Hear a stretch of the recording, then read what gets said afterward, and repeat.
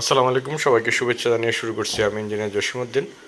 আজকে কথা বলবো আন্ডারগ্রাউন্ড ওয়াটার ট্যাঙ্ক নিয়ে। তো আন্ডারগ্রাউন্ড ওয়াটার ট্যাঙ্কের ক্ষেত্রে কয়তলা বিশিষ্ট ভবন হচ্ছে এবং সেই হিসেবে ওইখানে বসবাসকারী লোকজনের সংখ্যা কত, সে অনুযায়ী এটার ডিজাইন করে ডাইমেনশন নির্ধারণ হবে এবং তার পরিপ্রেক্ষিতে ওইটার রডের ডিটেলিং জেনে নিয়ে আমাদের রডগুলা প্লেসমেন্ট করতে হবে।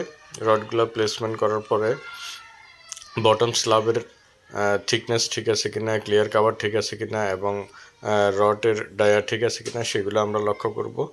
দেন আমাদের ভার্টিক্যালি যে রডগুলা অ্যালাইনমেন্ট করা আছে, ভার্টিক্যাল রডগুলোর সঠিক স্পেসিং ঠিক আছে কিনা, ডায়া ঠিক আছে কিনা অ্যাজ পার অ্যাজ ড্রয়িং অনুযায়ী এগুলো চেক করব। সাথে সাথে ক্লিয়ার কাভার দেখব এবং সব কিছু ঠিক হওয়ার পরে আমরা ডায়াগোনালি একটা মাপ নিয়ে নেব।